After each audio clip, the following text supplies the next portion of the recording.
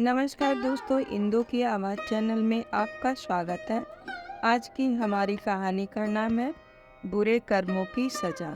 यह कहानी एक ऐसी माँ की है जिसका बेटा माँ को वो प्यास से तड़पते हुए एयरपोर्ट पर छोड़कर चला गया। फिर माँ बनी करोड़पति। आखिर कैसे?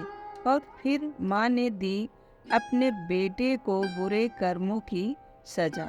एयरपोर्ट पर एक सफाई कर्मचारी सफाई कर रहा था। उसने देखा एक बूढ़ी औरत काफी देर से एक जगह बैठी हुई है और वह बार बार अंदर की ओर देखे जा रही है। उस औरत को बैठे बैठे कई घंटे हो चुके थे, लेकिन ना तो उसे कोई लेने आया और न ही उसके साथ किसी को सफाई कर्मचारी ने देखा था। वह सफाई कर्मचारी राम जब सुबह अपनी ड्यूटी पर आया तब उसने उस बूढ़ी औरत को वहाँ बैठे देखा था और अब उसकी लंच का समय हो चुका था, लेकिन अब तक वह बूढ़ी औरत वहीं बैठी थी और लगातार सोनी आंखों से एयरपोर्ट में अंदर की तरफ देखे जा रही थी, मानो किसी का इंतजार कर रही हो।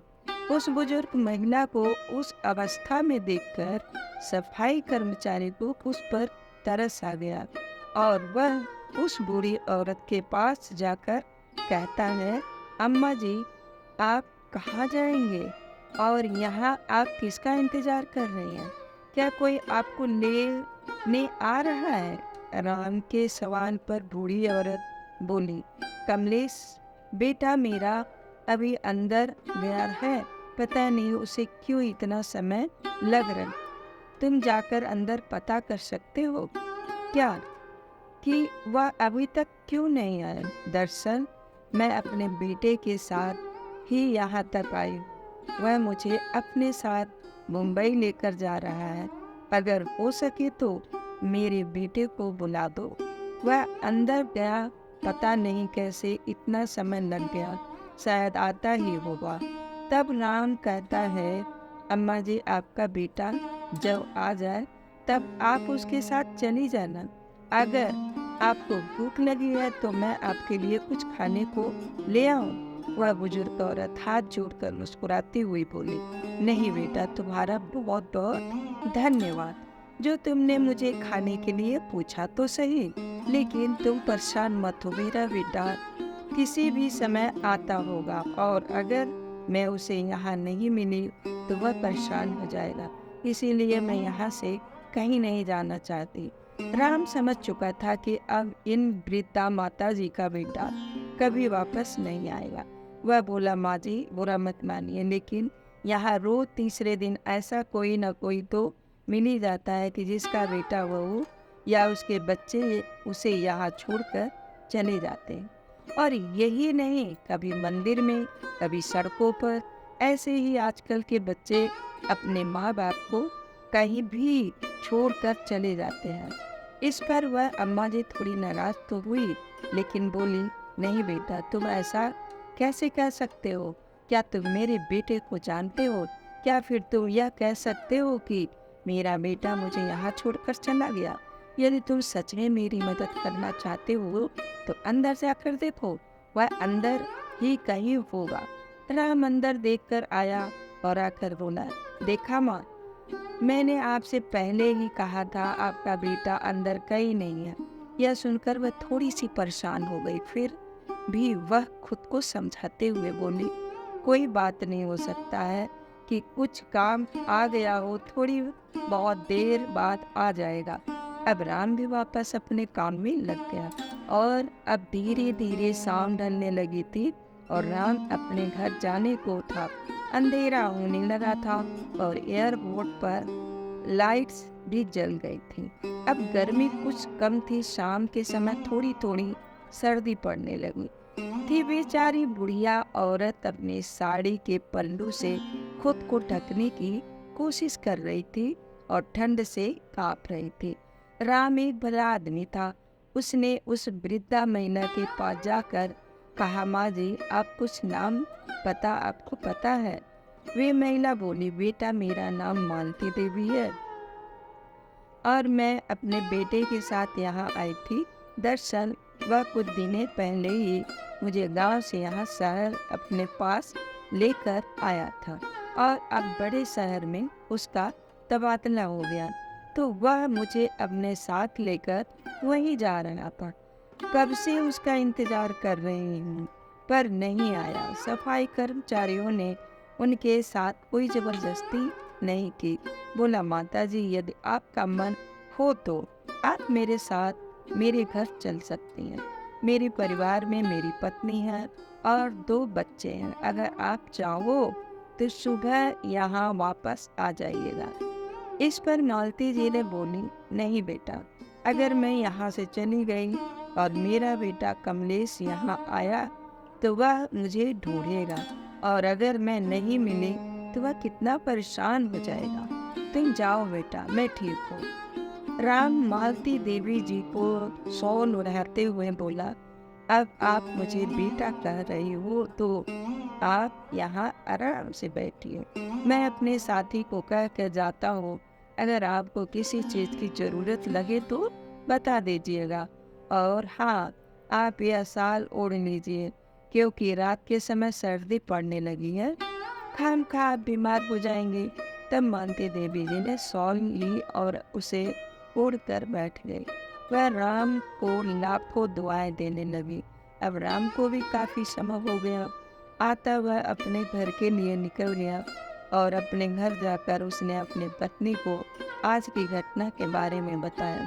उधर मालती देवी जी भूख प्यासी बैठी और अपने बेटे का इंतजार कर रही थी। ठंड से सिकुड़ते हुए उन्होंने ऐसे ही पूरी रात बिता दी।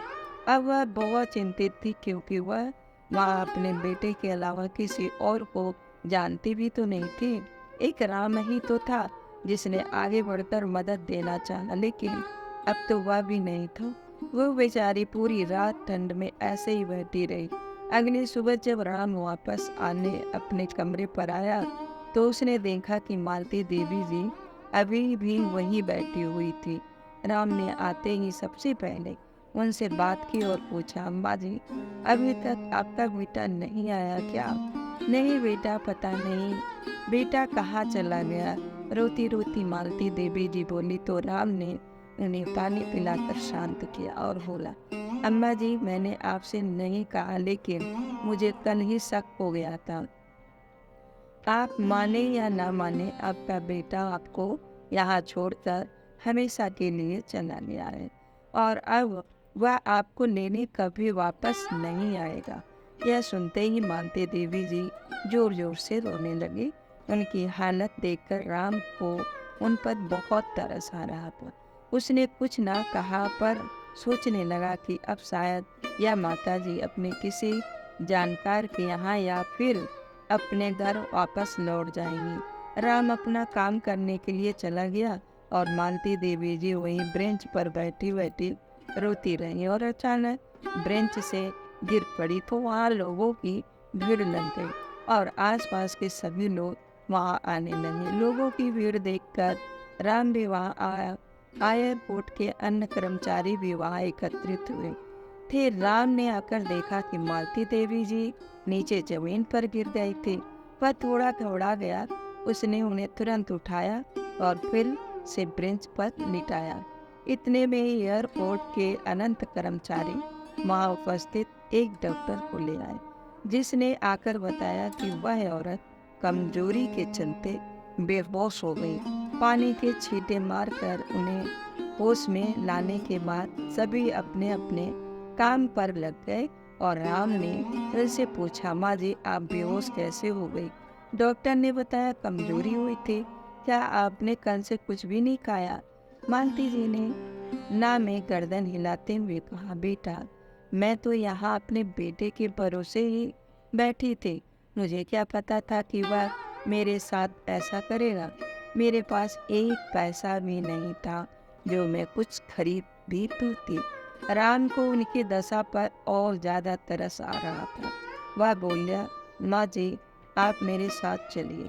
पहले कुछ खा लीजिए, फिर कुछ बात कीजिएगा। राम मालती जी को लेकर वहीं पास में एक कैंटीन में लेकर पहुंचा और उसने मालती जी के लिए खाना मंगवाया। अब उसने उनसे बातें बातों में जानने की कोशिश की। वह बोला, माँ जी, आप कब से यहाँ बैठी थी? अब जब आपको पता ही चल गया है कि आपका बेटा अब आपको लेने वापस नहीं आएगा, तो आप अपने घर वापस क्यों नहीं चले जाते? आप अब अपने घर वापस लौट जाना चाहिए। यहाँ तो आपकी ज़िंदगी और मुश्किल हो जाएगी। मालती देवी जी बोली, बेटा, मैं जाऊँ भी तो कहाँ जाऊँ? मेरे बेटे ने मुझे किसी लायक नहीं छोड़ा। मतलब चौंके हुए राम जी ने कहा। तो मालती जी ने बताया कि विदेश जाने से पहले उनका बेटा जब उन्हें लेने गांव आया था, तो उसने कहा था, माँ, अब मैं आपको हमेशा के लिए अपने साथ ले जाने आया हूँ, चलिए मेरे साथ। और अब हमारा वापस आना नहीं होगा, तो हम घर को बेच के चलते हैं। उसने मेरा घर भी बेच दिया। अब मेरे पास सड़कों पर रहने के अलावा और कोई चारा नहीं है। यह कहती कहती वह रोने लगी। उनकी दशा देखकर उसे बहुत दुख हुआ, पर वह करता भी तो क्या करता बेचारा। वह खुद पर एक छोटी सी नौकरी करके अपने परिवार का पालन पोषण कर रहा था, इसीलिए वह कुछ न कर सका। उसने उन्हें शांत करवाया और खाने का बिल देकर वहाँ से चला गया। शाम को जब वह अपने काम से घर वापस लौटने लगा, तो देखा कि एयरपोर्ट के बाहर फुटपाथ वाली जगह पर एक बूढ़ी औरत बैठी थी और उसके पास कुत्ते भौंक रहे थे। और वह बूढ़ी औरत कुत्तों से बचने के लिए वहीं पड़ा पत्थर उठाकर उन्हें डराने की कोशिश कर रही थी, और इसी कारण वे कुत्ते और ज़्यादा भौंक रहे थे, जिनकी आवाज़ से आसपास के और कुत्ते भी दौड़ा रहे थे। और वह बूढ़ी औरत बेचारी डरते डरते उन्हें भगाने की कोशिश कर रही थी और धीमे कदमों से पीछे हट रही थी। वहीं पर लगी एक स्ट्रीट लाइट की रोशनी में उसने देखा, तो पता चला कि यह बूढ़ी औरत कोई और नहीं बल्कि मालती देवी जी है। और अब सब देखकर राम जी से रुका ना गया। वह वहां गया और एक डंडे से कुत्ते को भगाकर मालती देवी जी को एक तरफ बिठाया और थोड़ा साइड में जाकर अपनी पत्नी को फोन मिलाता है और अपनी पत्नी को सारा व्याख्या बताते हुए कहता है, रीना, मैं अपनी माँ को तो पैसे की कमी के कारण बचा नहीं पाया, लेकिन अगर कभी मैंने आते जाते देखा कि इन अम्मा जी के साथ कुछ बुरा हो गया, तो मैं शायद खुद को कभी माफ़ ना कर पाऊँगा। और फिर अब कुछ हो गया या ना हो, कम से कम 2 वक्त की रोटी तो हम इन्हें दे ही सकते हैं। और बूढ़े आदमी को क्या चाहिए? अगर तुम कहो तो मैं इन्हें अपने साथ घर ले आऊं। रीना काफ़ी समझदार थी। वह बोली, कोई बात नहीं, अगर तुम्हें सही लगता है तो ले आओ। हमसे जैसा बन पड़ेगा वैसे उनकी मदद करेंगे, और फिर जैसे हम सब खा पी रहे हैं, सोच लेंगे घर में एक और सदस्य बढ़ गया है। यह सुनकर राम बहुत खुश हुआ और मालती देवी जी को लेकर अपने घर पहुंचा। उसका घर बहुत छोटा था, जहां वह अपनी पत्नी और बच्चों के साथ रहता था। मालती देवी जी ने जब यह देखा तो उन्होंने कहा, बेटा, तुम लोग मेरे कारण परेशान हो जाओगे। कोई बात नहीं, ईश्वर ने मेरे नसीब में लिखा होगा वही होगा, इसलिए परेशान मत हो, मैं कहीं और लूँगी। राम कहता है, नहीं माँ जी, हमें आपके आने से कोई परेशानी नहीं है, होगी उल्टा खुशी होगी ना। रीना ने भी खुश होते हुए कहा, हाँ माँ जी, यह बिल्कुल सही कह रहे हैं, हमें आपके आने से कोई परेशानी नहीं। और फिर अभी आपने ही तो कहा कि जो आपके नसीब में है वही होगा, तो बस आप मान लीजिए कि आपके नसीब में इस घर में रहना ही लिखा है। अंदर आइए माँ जी और इसे अपना ही घर समझिए। रीना मालती देवी जी का हाथ पकड़कर उन्हें अंदर ले आई, उन्हें बैठने के लिए आसन दिया और पानी ला कर दिया। फिर परिवार के सभी लोग एक साथ खाना खाने बैठे। मालती देवी जी अभी तक थोड़ी सी असहज महसूस कर रही थी। वे भी सबके साथ खाना खाने लगी। रीना ने कहा, माँ जी, हमारे घर में थोड़ी कम जगह है, लेकिन हमारे दिल में आपके लिए बहुत बड़ी जगह है। आप बिल्कुल निश्चिंत रहें और हमें अपने बच्चों की तरह समझें। जैसे घर के बाकी सदस्य रहते हैं, वैसे ही आज से आप भी इस घर की सदस्य हैं। तो आप बिल्कुल निश्चिंत रह सकती हैं। अगर आपको कोई भी परेशानी होती है तो आप मुझे बताइए। मालती देवी जी रीना की बात सुनकर आंखों में आंसू भरकर उसके सिर पर हाथ रखते हुए बोली, सदा खुश रहो बेटी। उम्र के जिस पड़ाव में मुझे मेरे अपने बेटे ने ठुकरा दिया, वहाँ तुम दोनों ने मेरा इस मुश्किल घड़ी में साथ दिया है। आज के बाद तुम ही मेरे बेटा और बहू हो। उनके आंसू पोंछती हुई रीना बोली, बस अब खाना खा लीजिए माँ जी। सब लोगों ने खाना खा लिया और सब सो गए। अगली सुबह राम नहा धोकर अपने काम पर चला गया और बच्चे स्कूल चले गए। घर पर केवल मालती देवी जी और रीना बची थी। वे दोनों पूरा दिन घर में बातें करती रही। रीना ने अपने घर परिवार और परिस्थितियों के बारे में सब बताया और वैसे ही मालती देवी जी ने अपने बहू बेटे की करतूतों रीना को बताई, जिन्हें सुनकर रीना अपने मुंह पर हाथ रखकर बैठ गई। माँ जी, आपके बेटा बहू कितने घटिया इंसान है। भला अपनी माँ के साथ ऐसा कौन करता है। वह दोनों अभी आपका दुख नहीं समझ पाएंगे। उन्हें यह सब तब पता चलेगा जब उनके साथ भी ऐसा ही होगा। मालती देवी जी रीना से कहती हैं, बेटा, तुम्हारे घर में चाहे कितनी भी कम जगह हो, पर तुम्हारा दिल और तुम्हारी नीयत बहुत साफ है, नेक है। तुम परेशान मत हो। आज नहीं तो कल इस पर तुम्हें इसका फल जरूर देगा। अब शाम को राम आया और सबने साथ बैठकर खाना खाया और खूब गप्पे मारी। धीरे धीरे मालती देवी जी भी परिवार में खूब मिल गई थी। दिन बीतते रहे और ऐसे ही सबका काम चलता रहा था। मालती देवी जी अब इस परिवार के सदस्य की तरह घर में हर क्रिया विधि में भाग लेती। रीना भी बहुत से कामों से निश्चिंत हो गई थी, जैसे बच्चों को देखना और बाजार से सब्जियां लाना। इसी तरह की अनेक छोटी छोटी जिम्मेदारियों से वह मुक्त हो गई थी और वह इस बात से भी बहुत खुश थी। वह हमेशा ही कहती थी कि हमारे घर में किसी बुजुर्ग की कमी बहुत खलती है, जो कि अब मालती देवी जी के आने से पूरा हो गया। जिस तरह किसी पेड़ की जड़ से ये उस पेड़ के वजूद होते हैं, इस तरह घर का बड़ा बुजुर्ग भी परिवार के लिए उस जड़ के समान होता है। और राम के परिवार रूपी पेड़ को मालती जी के आने से एक मजबूत जड़ मिल गई थी। पूरा परिवार सुखी सुखी रह रहा था। मालती देवी जी ने एक बार राम से कुछ काम करने के लिए कहा था, लेकिन राम ने साफ मना कर दिया। वह बोली, माँ, अगर मेरी जगह आपका अपना बेटा होता तो क्या तब भी आप उससे यही कहते?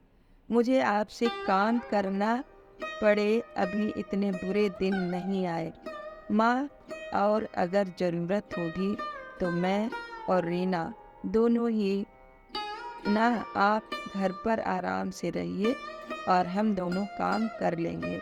अपना और बच्चों का ध्यान रखिए। आप अगर मुझे ज़रूरत लगेगी तो मैं आपको बता दूँगा।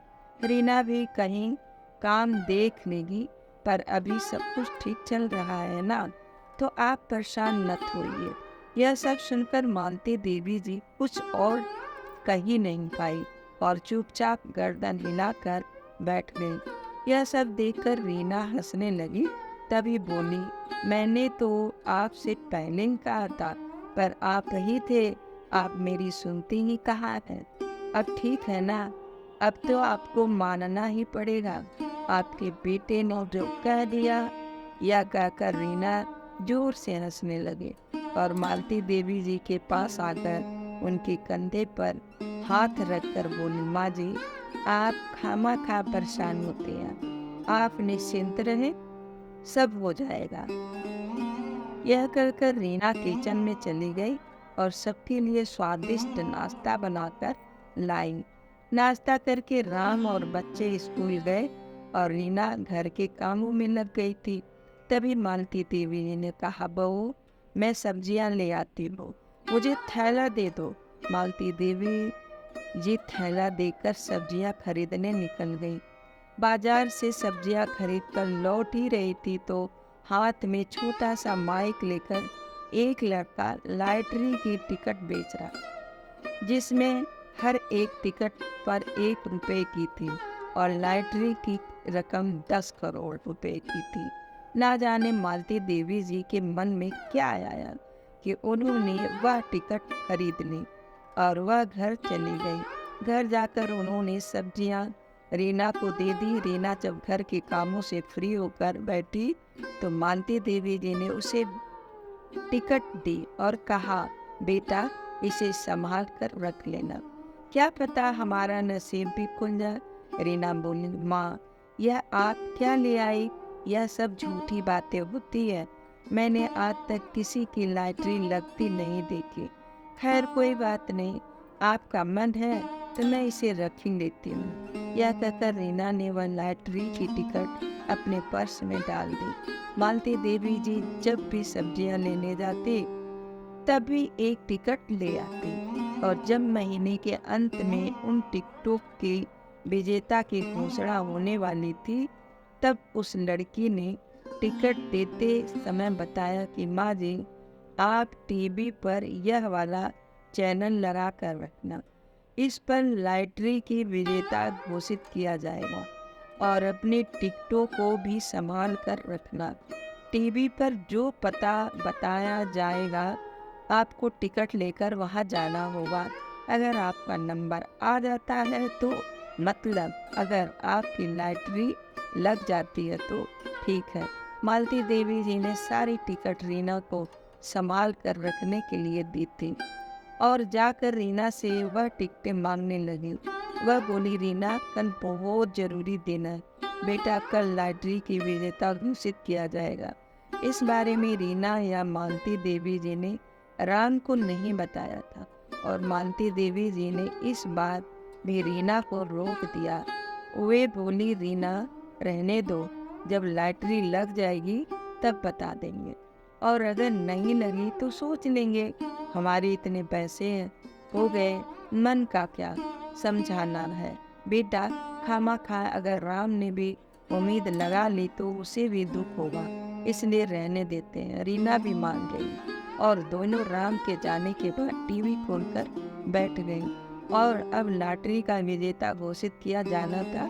रीना मालती देवी द्वारा लाई गई 5 टिकटें अपने सामने रख कर बैठ गई और जैसे जैसे लॉटरी की विजेता घोषित किया जा रहा था वैसे वैसे उन टिकटों के चेक कर रही थी। लॉटरी के 3 विजेता घोषित होने थे। पहले विजेता का 10 करोड़ रुपए, दूसरे विजेता का 5 करोड़ रुपए और तीसरे विजेता का 50 लाख का इनाम था। मालती देवी जी और रीना दोनों ही हाथ जोड़कर बैठी थी और ईश्वर का नाम लिए जा रही थी, इस आस में कि उनकी लॉटरी लग जाए। तीसरे विजेता से बताना आरंभ किया गया।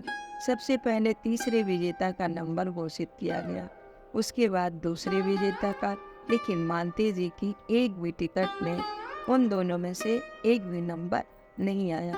लेकिन अभी भी एक मौका बाकी था और वे दोनों टीवी पर नजरें गड़ाए बैठी रहीं। जैसे ही तीसरा विजेता घोषित किया गया तो वो दोनों अपने सिर पर हाथ रखकर बैठ गए, क्योंकि तीसरे नंबर की टिकट यानी जो पहला विजेता था जिसे 10 करोड़ का इनाम मिलना था, वह विजेता भी कोई और निकला। टिकट का नंबर कुछ और था। मालती देवी जी के पास स्थित टिकट में से एक का भी नंबर उससे मेल नहीं खा रहा था। गुस्से में आकर रीना उन टिकटों को फेंकने लगी। तभी टीवी पर घोषणा करने वाले एंकर ने कहा, माफी चाहेंगे दर्शकों, किंतु यहाँ एक छोटी सी गलती हुई है। यह जो पहला विजेता है उसकी लॉटरी टिकट की संख्या कुछ और है, गलती पढ़ने वाले से हुई है। अब उस एंकर ने प्रथम विजेता का लॉटरी का टिकट का नंबर घोषित किया और जैसे ही रीना और मालती देवी जी ने देखा तो उनकी आंखें खुली की खुली रह गई, क्योंकि मालती देवी जी कल जो टिकट लेकर आई थी ना, वही टिकट प्रथम विजेता थे। यह देखकर दोनों फूली न समाई और खुश होकर नाचने लगी। दोनों बहुत ज्यादा खुश थी, रीना और मालती देवी जी दोनों बहुत खुश थी और खुशी के मारे वे दोनों उछल रही थी कि तभी राम घर आ गया। दरअसल वह अपने कुछ जरूरी कागजात घर भूल गया था, जो कि कई दिनों से एयरपोर्ट वाले उससे मांग रहे थे, पर वह भूल जाता था और आज वह उन्हीं कागजों को लेने के लिए वापस आया था। उसने अपनी माँ और पत्नी को इतना खुश देखा तो वह हंसता हुआ बोला, अरे वाह, क्या बात है, आज तो तुम दोनों बहुत खुश हो, क्या मिल गया? आप दोनों को बैग रखता हुआ राम बोलो। तब खुशी के मारे रीना उसके गले लगाते हुए बोली, अब तुम्हें यह छोटी सी नौकरी करने की जरूरत नहीं, अब सब अच्छा होगा। तब राम उसे खुद से दूर करता हुआ बोला, क्या कह रही हो रीना, हद कर दी हो तुम। मालती देवी जी मुस्कुराते हुए बोले, अरे बेटा, अगर तू सुनेगा तो तू भी खुशी से फूल जाएगा, समाएगा नहीं। अब राम ने पूछा, आखिर ऐसा क्या हुआ है, अब तो बता भी दो। मालती देवी जी ने उसे लॉटरी की टिकट दिखाई और टीवी पर जो नंबर दिखाया जा रहा था, जिसे देखकर राम को भी खुद पर विश्वास ही नहीं हुआ। वह भी बोला, क्या सच में हमारी लॉटरी लग गई है माँ? मालती देवी जी खुश होते हुए बोले, हाँ बेटा, अब हमारे बुरे दिन चले गए, अब तो बस खुशियाँ ही खुशियाँ होगी। अब तो आज अपने काम से छुट्टी ले ले, हमें इस पते पर जाना है, यहाँ इनाम की राशि हमें दी जाएगी। राम ने फ़ोन किया और आज की छुट्टी लेकर वह मालती देवी जी को लेकर उस पर पहुंचा जहां इनाम की राशि दी जानी थी। और क्योंकि रकम बहुत बड़ी थी ना, इसलिए न्यूज़ पर दिखाया जा रहा था। प्रथम, द्वितीय और तृतीय तीनों विजेता वहां पर उपस्थित थे, जिन्हें बारी बारी से इनाम की राशि दी जा रही थी। मालती देवी जी का बेटा मुंबई में रहता था, पर वह अपने शहर का हाल चाल जानने के लिए ऑनलाइन कुछ खबरें देख लिया करता था। कुछ न्यूज़ चैनल जिन्हें वह डेली देखता था।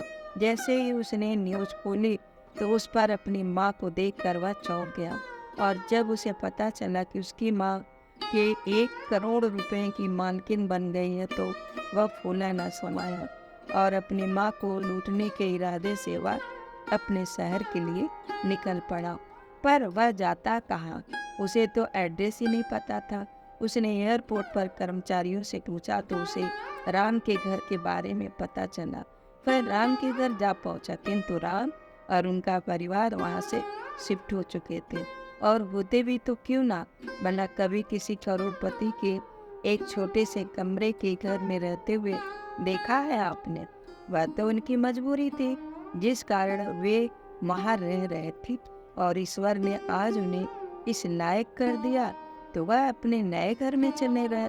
जब मालती देवी जी का बेटा वहां पहुंचा तो उसने देखा कि वहां तो ताला लगा है। पड़ोसियों से पूछने पर पता चला कि राम और उसका परिवार एक हाई फाई सोसाइटी में रहता है, जहां उन्होंने अपना मकान लिया है।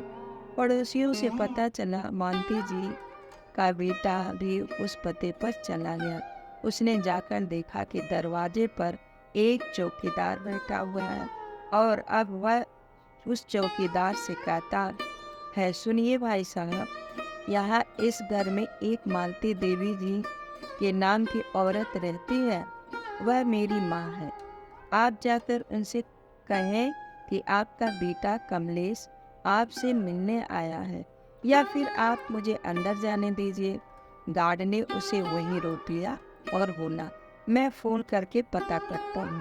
उसने मालती देवी जी को फ़ोन किया और पूछा, माँ जी, बाहर कोई लड़का आया है और वह कह रहा है कि वह आपका बेटा है, उसका नाम कमलेश है, वह आपसे मिलना चाहता है। मालती देवी जी ने गुस्से से कहा, वह मेरा बेटा नहीं है, मेरा बेटा यहाँ मेरे साथ है, उससे कह दो कि चला जाए यहाँ से, मेरा उससे कोई वास्ता नहीं है।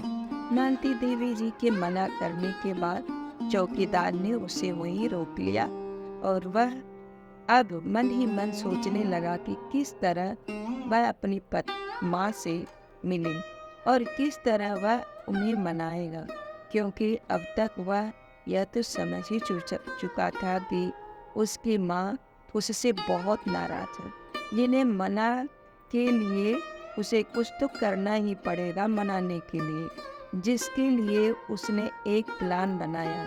वह चौकीदार जब वॉशरूम गया तो कमलेश चुपके से घर के अंदर आ गया और अंदर जाकर चिल्लाने लगा, माँ माँ कहाँ है आप? देखो, आपका बेटा आ गया आपसे मिलने के लिए। कितने दिन हुए आपसे मिले हुए, मैं तो कब से तरस रहा था आपसे मिलने के लिए।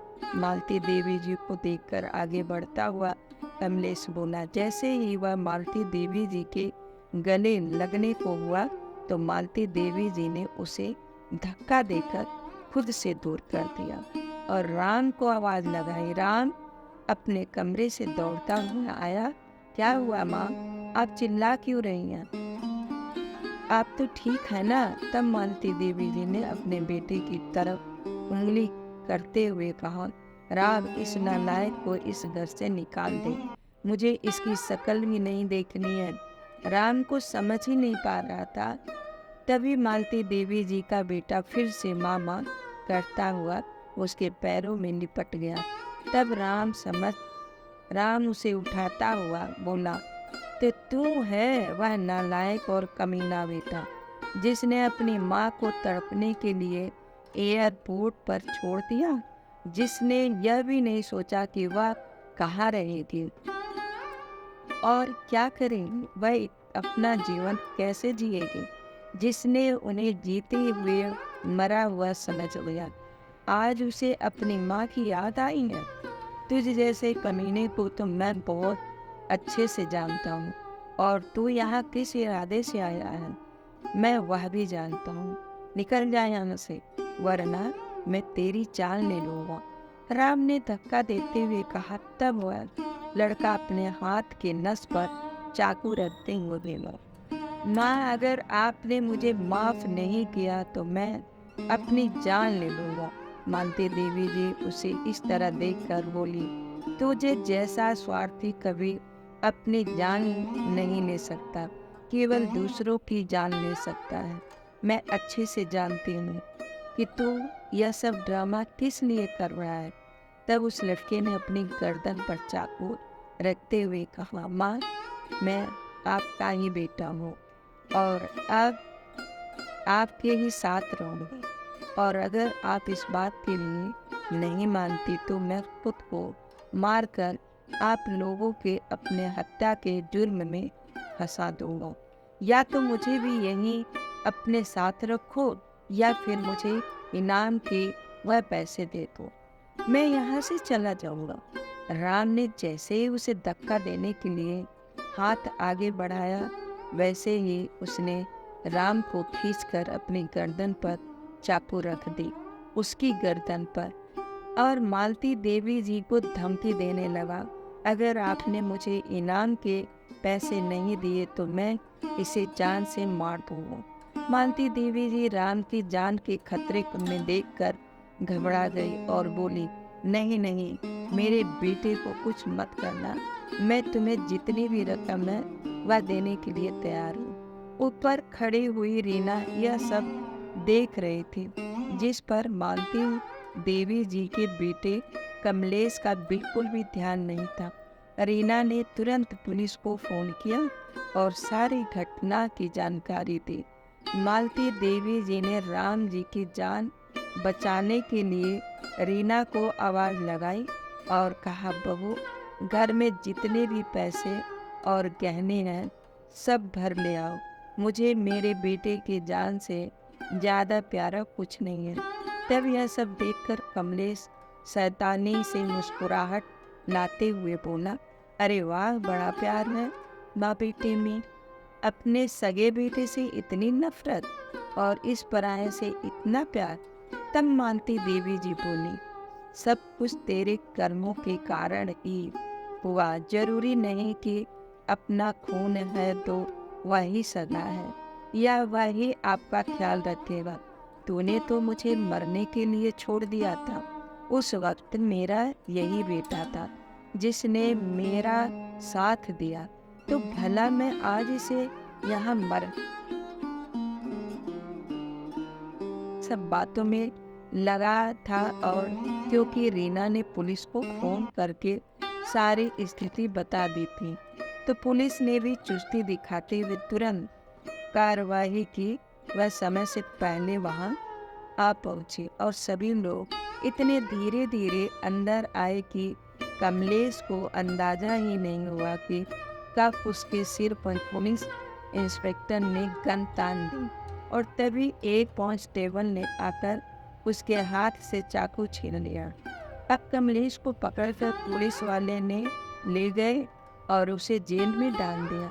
सबूत का कोई अभाव नहीं था क्योंकि पुलिस वाले ने उसे रंगे हाथों पकड़ा था, किसी की जान लेने की कोशिश करते हुए, जिसके कारण कमलेश को उम्र कैद की सजा हुई और मालती देवी जी अपने बेटे राम और बहू रीना के साथ खुशी खुशी रहने लगे।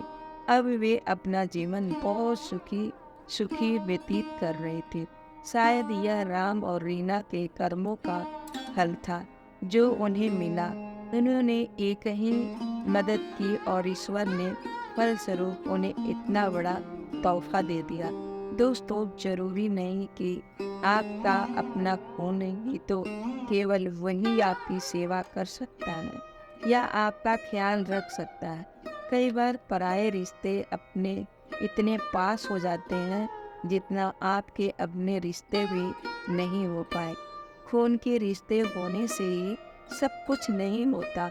इंसान के मन में दूसरे व्यक्ति के लिए जब तक प्रेम भावना ना हो तब तक वह रिश्ता किसी के लिए अच्छा नहीं होता। स्वार्थी व्यक्ति किसी का सगा नहीं होता, चाहे वह उसके अपने ही क्यों ना हो। आज राम पराया होकर भी मालती देवी के लिए सगे लड़के से भी बढ़कर हो गया और कमलेश सगा होकर भी दूर हो गया। तो आज की यह कहानी आप सभी लोगों को कैसी लगी, नीचे कमेंट बॉक्स में लिखकर मुझे ज़रूर बताएं। अगर आपको यह कहानी अच्छी लगी तो प्लीज़ इसे लाइक और शेयर ज़रूर करें और मेरे चैनल को सब्सक्राइब करना ना भूलें। तो फिर मिलते हैं एक नई कहानी के साथ। Good bye.